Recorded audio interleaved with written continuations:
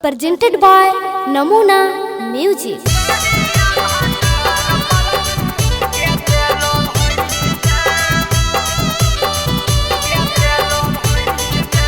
Mixed by SP Nitish.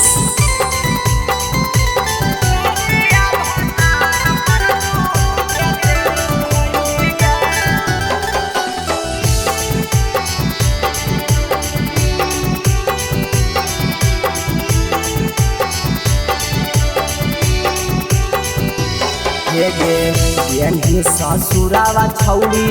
होना Monnaie कहीं गे ससुरावा छौरी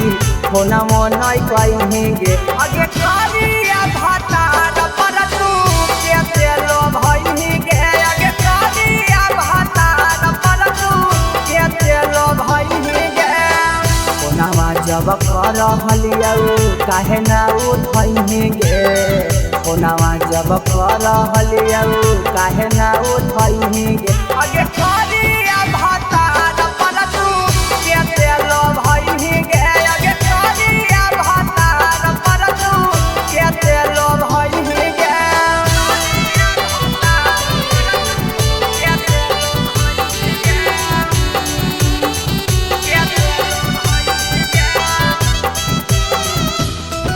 Namuna Recording Studio,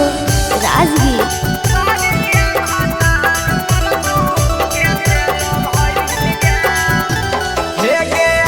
एकदम सुंदर हई हमर भतार गे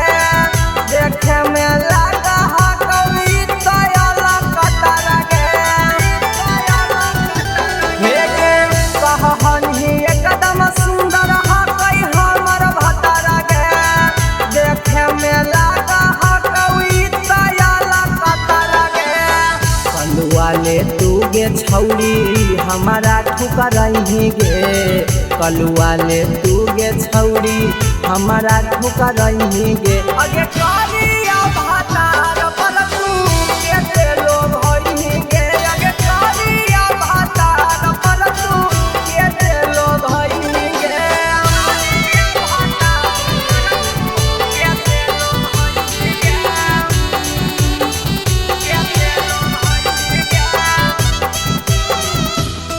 Namuna Recording Studio, Rajgir.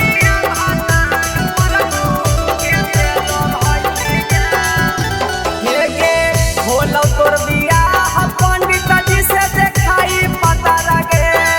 पहिला रात भतारा संगे कैले होमी जाता लगे